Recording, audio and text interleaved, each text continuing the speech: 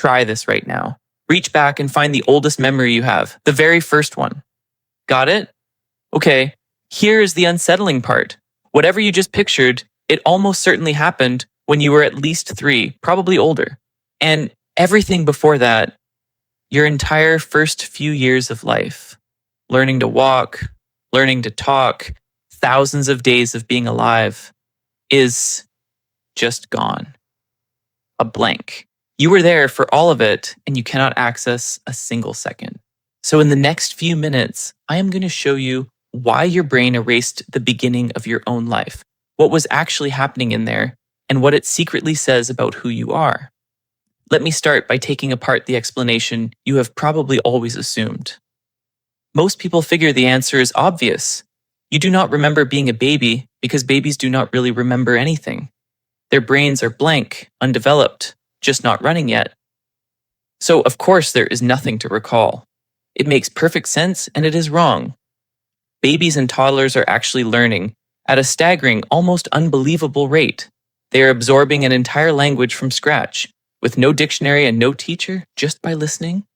They are learning faces, figuring out how objects work, that things still exist when they leave the room, forming deep emotional bonds, building the motor skills to control an entire body. A 2-year-old is genuinely one of the most powerful learning machines on the planet, outpacing any computer we have ever built at this kind of open-ended learning. They form memories constantly. So the mystery is not that nothing was recorded. The mystery is that it was recorded in enormous quantities, and then it vanished. Your early life is not a blank tape. It is a tape that got erased, and the why behind that is genuinely one of the strangest things about being human. And it is completely universal. It does not matter how sharp your memory is today, how old you are now, or where in the world you grew up. Every healthy human being walks around with this same strange hole at the very start of their story. We are, all of us, quietly missing our own beginnings in exactly the same way. So here is the plan, because this one has a few moving parts, and I do not want you guessing. I am going to walk you through 3 things in order. First, what babies actually remember, so you can see the real puzzle clearly. Second, the main reasons those memories disappear, the actual machinery behind the erasing. And third, what all of this quietly means for you, because it turns out to be stranger and a good deal more beautiful than you would expect. Let's start with what is really going on inside that little head. The first thing to understand is that babies absolutely form memories. They just cannot hold on to them.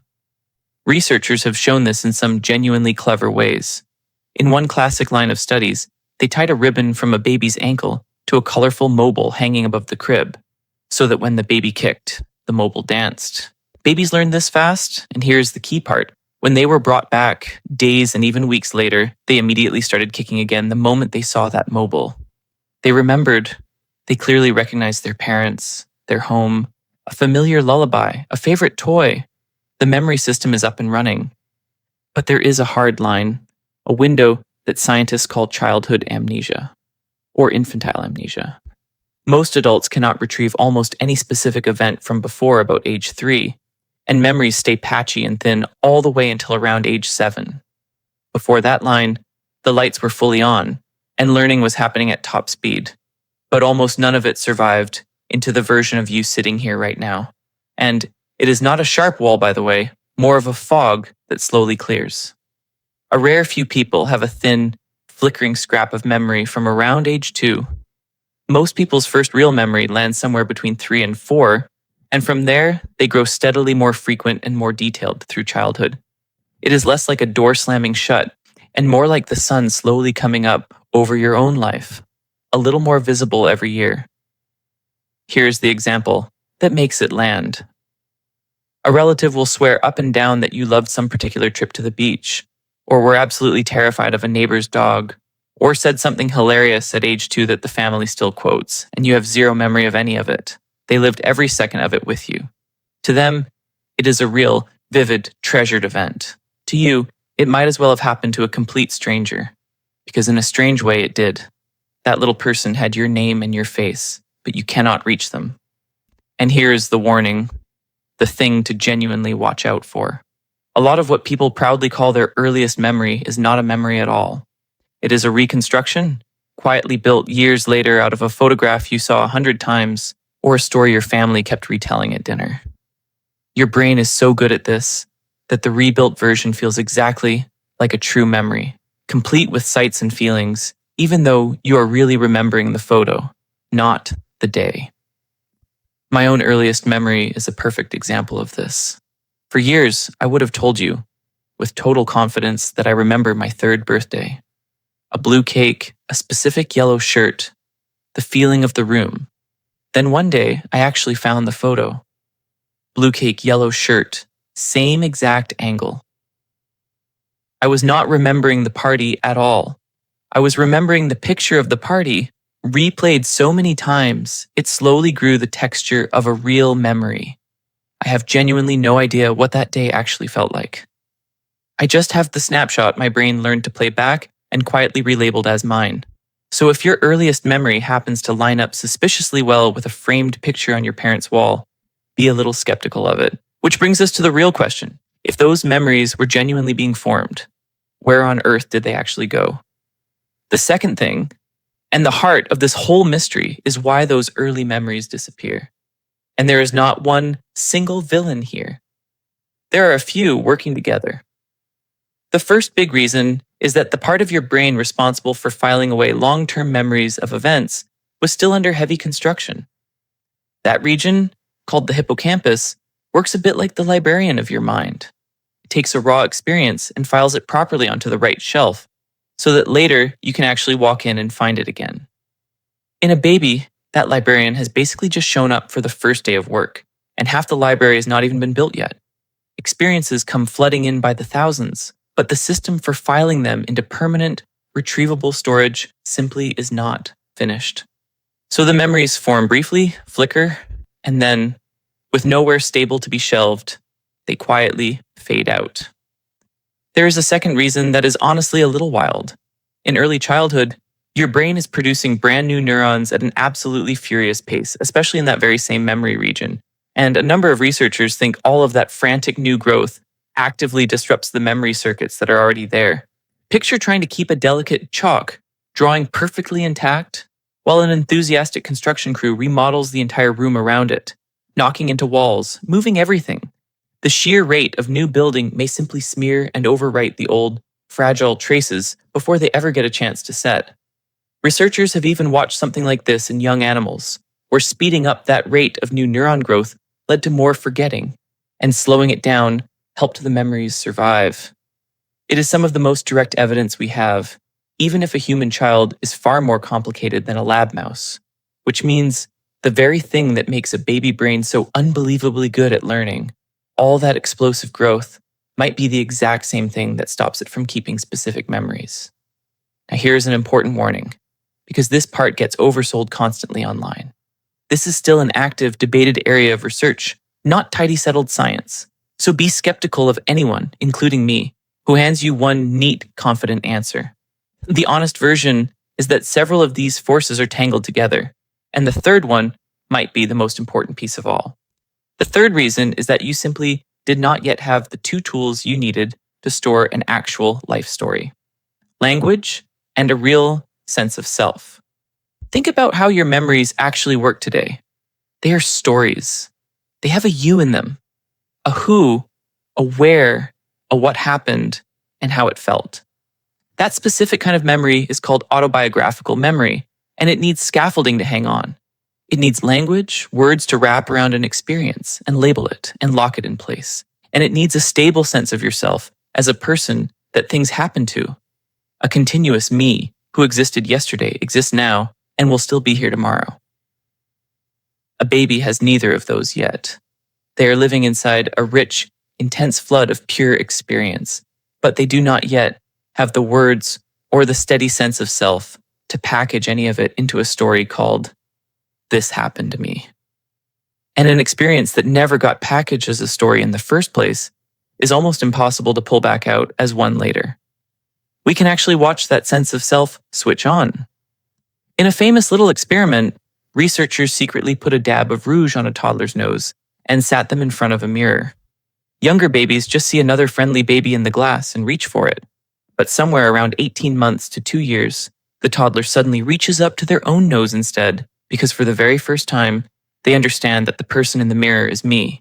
That dawning sense of self is one of the missing ingredients, arriving right on schedule. And here is a genuinely fascinating clue that ties language and self together. Studies have found that the age of your earliest memory actually varies depending on how much your family and your culture talked about the past with you when you were small.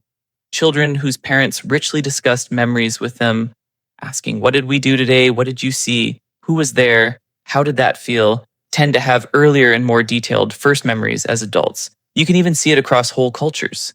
People raised in families and places that spend a lot of time telling stories about the past tend, on average, to report earlier first memories than people raised where personal narrative gets less attention. The early experiences were presumably just as rich either way.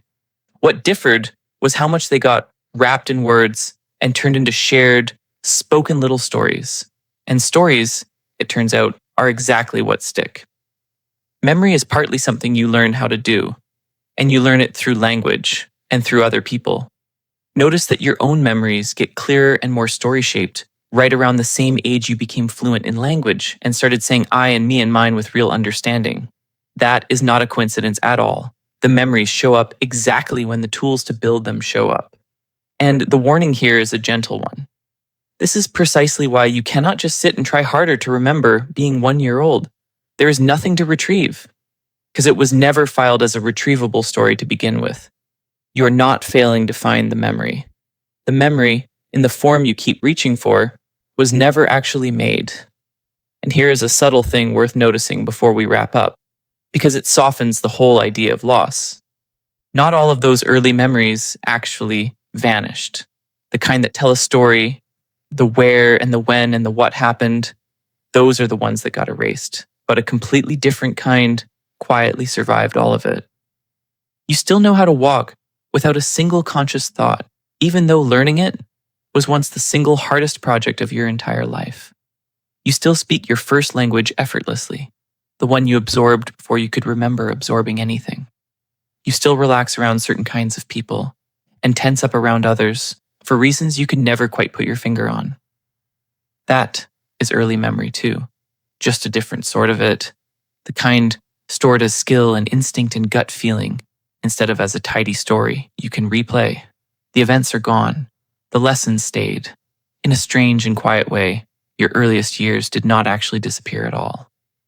They just stopped being something you remember and became something you simply are. So let me pull all of this together, because once you see it, the blank stops feeling like a loss and starts feeling like something else entirely. You learn that babies are not blank slates at all. They form memories constantly and learn at a breathtaking world-beating rate. You learn that those memories disappear for a few reasons working in concert. The memory library in your hippocampus was still being built. Your brain was growing so explosively fast that it may have overwritten its own fragile early traces.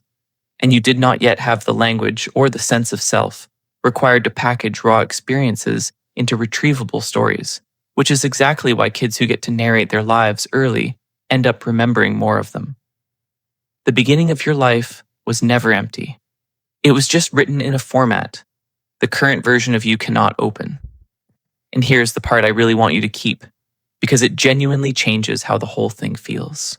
Just because you cannot consciously remember those years does not mean they did not shape you. If anything, they shaped you more deeply than almost anything that came after. The bedrock feeling of whether the world is basically safe or basically scary. Your very first bonds, and what love and comfort feel like in the body. The sound and rhythm of your first language wiring itself into you. The deep, wordless sense of who is yours and who you can trust. All of that was being carved into you during the exact years you cannot recall a single frame of. You did not get to keep the events, but you absolutely kept what they made you. Those lost years are not a missing chapter torn out of the book. They are the invisible foundation the entire rest of the book is quietly built on top of. There is something almost reassuring in that once it settles. We tend to assume that if we cannot remember something, then we must have lost it for good.